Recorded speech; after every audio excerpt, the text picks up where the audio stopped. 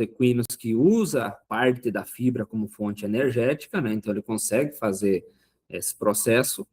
Ele não, na verdade, a microbiota do seco, né? Então temos que sempre lembrar que os animais eles não conseguem digerir a fibra, mas ele consegue fazer uma digestão, só que ele inverte o que o ruminante faz, tá? O ruminante faz a fermentação e depois da fermentação que vai acontecer a digestão enzimática, ou seja, o organismo fazer as quebras de energia, proteína, né, lipídios, enfim.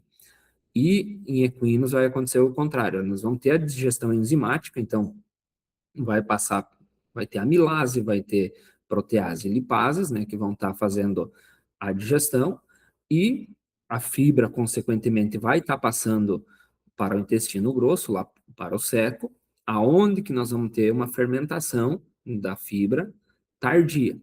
No entanto, se eu errar na dieta, que nem estava falando um pouquinho antes, se eu fazer uma mudança drástica na dieta de equinos, se eu colocar excesso de amido, eu vou ter uma fermentação no intestino grosso. E como a gente consegue ver aqui nessa imagem, no roxo aqui, o intestino grosso de equinos é muito grande. E aí a gente tem muitas chances aqui de acúmulo de gás no intestino grosso pela fermentação. Então, assim, pode acontecer torções também no intestino grosso. Então, mudanças de dieta, né, nós temos que ter um cuidado por causa que a sensibilidade em equinos a mudanças de dieta ou excesso de carboidratos altamente fermentáveis não é desejável em equinos. E aí, como que isso acontece? Né, nós temos a fermentação no seco, né, um pouquinho no intestino grosso, vai estar produzindo também ácidos graxos, né? Quando compara em ruminantes, sempre vai ser uma fermentação um pouco menor, e aqui a gente tem, só para entenderem um pouquinho, a capacidade de volume que nós temos. Tá? Então, quando a gente pega o estômago, né, de de equinos, nós temos de 12 a 18 litros, ou seja, é um estômago relativamente pequeno. Nós pegamos o intestino delgado, nós temos de 50 a 90 litros de capacidade, o intestino grosso aí a gente vai de 90 a 120 litros, ou seja, muito maior, e o seco com capacidade de 30 litros. Ou seja, o seco basicamente é o dobro do tamanho do estômago do equino. Então, quando a gente está falando nesse processo, o seco ele tem uma representatividade, claro, muito menor do que quando a gente fala num rumen de ruminante, né, que nós temos capacidade de 150 a 200 litros, né? Então, isso vai mudar bastante. Mas, se pegar intestino grosso e seco, nós podemos pegar aqui até 150 litros também, e aí isso vai muito próximo de ruminantes. Então, quando a gente fala em equinos, a parte do intestino grosso tem uma representatividade muito grande.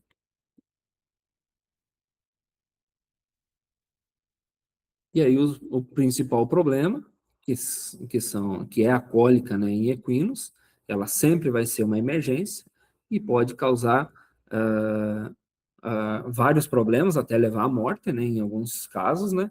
E quando a gente tem torção de intestino, a resolução é muito mais difícil, né? E precisa nós ter um procedimento cirúrgico. Isso pode levar a casos de laminite, né? Que seria muito próximo a uma acidose ruminal, né? Então nós vamos ter excesso de fermentação, pode levar a laminite também.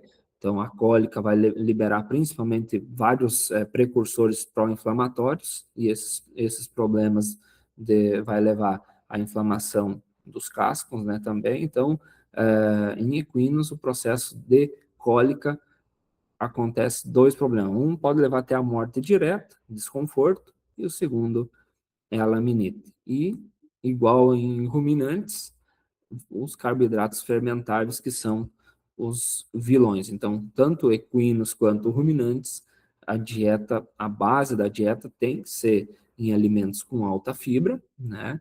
E o ajuste de carboidratos fermentáveis tem que ser adaptado e em quantidade moderada, principalmente equinos que têm uma sensibilidade muito maior, né? E os sinais de cólica, vocês vão ver muito mais na questão de clínica, mas quando vocês vão ver um cavalo que ele vai estar com sinais que ele vai estar querendo escavar, vai estar batendo o chão e jogando terra para cima, assim, vai estar com um suor excessivo, a posição cavalete pode ser também, ou seja, ele fica com as pernas da frente mais para frente, as de trás mais para trás, né, e fica parado, ou seja, ele tende a estender o abdômen para ver se reduz a dor abdominal, vai estar dando coices em direção ao abdômen para achando que é algo que consegue tirar de dor. É comum isso nós encontrar que começa a rolar, ou seja, ele levanta, deita, rola. Então, esse é um comportamento que a gente vai notar que ele está com dor e, consequentemente, animal com dor não vai ter apetite, ou seja, reduz o consumo. Então, pode aparecer vários desses sinais ou alguns deles que vão levar à interpretação que o problema é cólica no animal. E aí, a cólica está ligado, né? Então é um distúrbio que nós temos e está ligado basicamente à nutrição, principalmente, manejo e nutrição.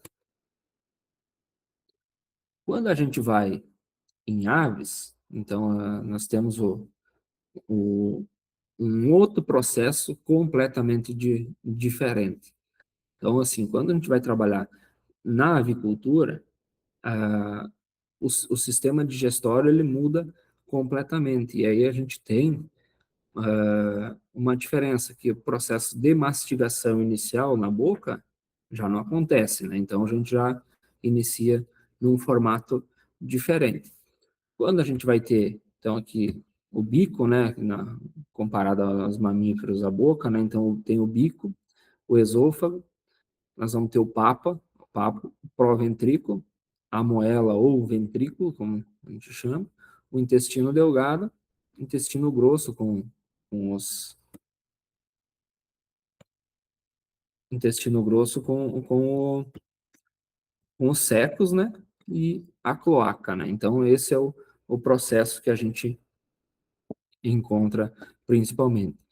Quando a gente está falando nas aves, então a gente vem como que é o funcionamento. A apreensão desses alimentos pelo bico é de forma rápida. Então, ele vai fazer uma apreensão e vai fazer um reservatório no papo. Então, aqui vai começar a fazer um depósito. Ou o que acontece aqui? Então, ele favorece conseguir fazer uma apreensão de forma mais rápida, né? E a digestão começa a ser um pouco mais lenta. Então, a velocidade que eu faço a ingestão não é a mesma velocidade que eu faço a digestão. Por que isso? Isso possibilita eu fazer uma alimentação mais, no momento, um período mais curto, né? E a digestão vai acontecendo em momentos mais lentamente para fazer o melhor aproveitamento dos nutrientes.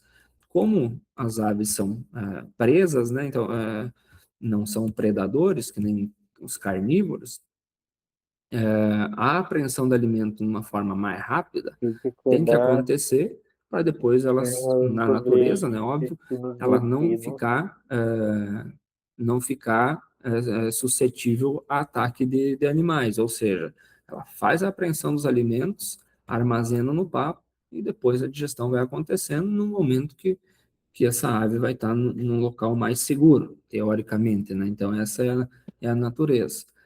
Mas aqui já no papo vai acontecendo parte desse processo de digestão, porque aqui já começa a ter o alimento ficar mais úmido, né? Então no bico já acontece a liberação um pouquinho de saliva, que a tendência é umedecer o alimento para facilitar a digestão. E aqui daí no papo armazena e vem no proventrículo, né? Então no proventrículo é onde que vai ser, que seria o estômago verdadeiro, onde vai ter um pH baixo, né? Então a ação do pH baixo que já vai começar a fazer a digestão e vai ter também a ação de pepsina para fazer a digestão química. Então seria o primeiro processo de digestão. No entanto, como não tem dentes para reduzir o tamanho de partículas, as aves têm a moela, né, ou o ventrículo, que vai fazer a, a função dos dentes, que seria a trituração dos alimentos. Então, ela tem essa capacidade, como é um órgão muito musculoso, e começa a fazer atrito, e esse atrito vai fazendo a quebra das partículas dos alimentos, que vai facilitar a entrada no intestino delgado e aí a ação das enzimas para fazer o processo de digestão e absorção. Então, esse é o principal fator. Pro proventrículo, então, ele seria uma digestão enzimática e depois a moela seria o ventrículo seria uma mais mecânica?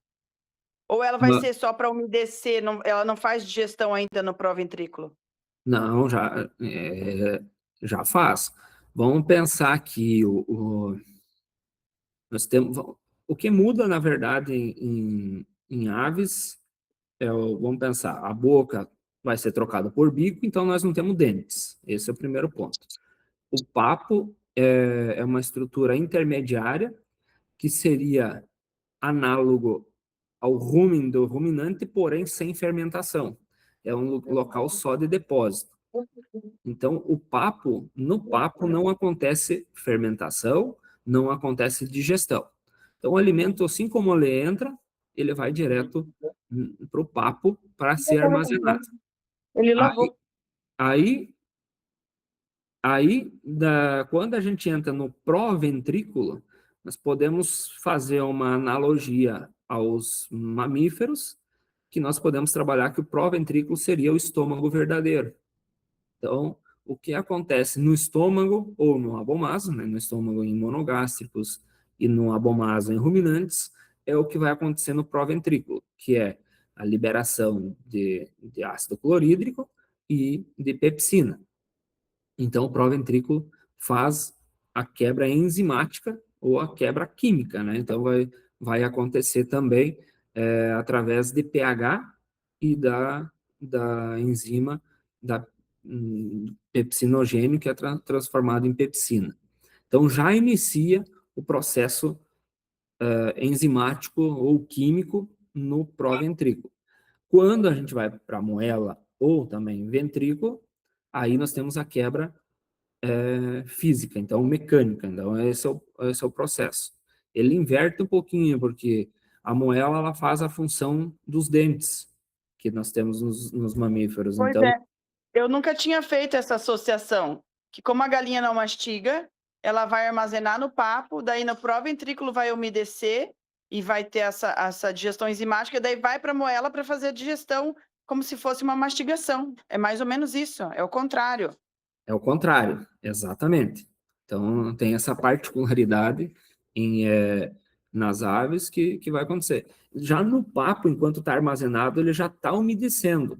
Então, assim, a hora que eu adiciono a água, já começa a favorecer, né, vamos dizer assim, as ligações dos nutrientes, dos alimentos, né, ele começa a enfraquecer, e quando vai no proventrículo já facilita, e quando vai na moela, fica muito mais fácil ainda. Então, a presença de água facilita a ação tanto da química e enzimática, tanto quanto a quebra.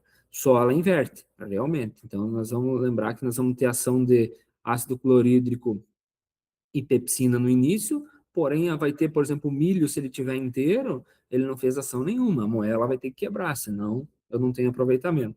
Mas aí, depois que vai tendo a quebra, né, vai ficar uma emulsificação ali, e aí está tudo misturado e começa a funcionar. Então, fica nesse formato.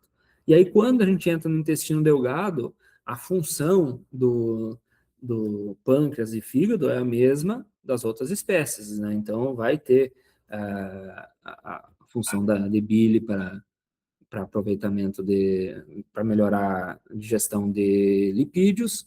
Quando a gente vai no pâncreas, tem as proteases, tem a amilase, e a amilase muito eficiente, então nós temos a questão de um aproveitamento do amido muito, muito bom, e também tem as lipases para fazer a quebra dos ácidos graxos e acontecer a absorção. E o intestino grosso, daí nós temos mais que um século, né, em aves, né, mas muito pouco funcionais ou pouco efetivos. Então, questão de fibra em aves, à medida que entra com fibra para animais, para aves, a gente perde eficiência produtiva, né? Nós não temos eficiência na utilização de fibra, mesmo tem mais de um século, porque é um intestino muito pequeno em relação ao papo, ventrículo, moela, intestino delgado. O intestino grosso é muito curto. Então, como pode ver nessa imagem aqui, que é a porção menor que a gente está tendo. Então, já a moela a gente já falou, por exemplo, né? Então, o ventrículo, que ele tem uma capacidade muito forte de fazer a trituração de grãos e fazendo essa substituição de dentes que os mamíferos têm. E aí, já comentei um pouquinho lá no começo, o trânsito desde a entrada do alimento no bico ali pela apreensão até a excreção é muito rápida na avicultura. Então, com isso, ele facilita melhorar a eficiência digestiva e, consequentemente, não é por nada que a avicultura tem a melhor conversão alimentar, ou seja, tem maior produção de quilos de frango por quilo de ração consumida. Claro que isso é uma característica que nós vamos tendo à medida que eu vou ter esse trânsito muito rápido, eu tenho que ajustar a minha dieta para ela ser muito mais eficiente. Porque se eu começar a errar na minha dieta, aí o prejuízo é muito grande, porque é muito rápido essa digestão. Então começa a faltar alguns nutrientes. Então, claro, se eu tiver uma criação que não é vínculo comercial, é uma coisa.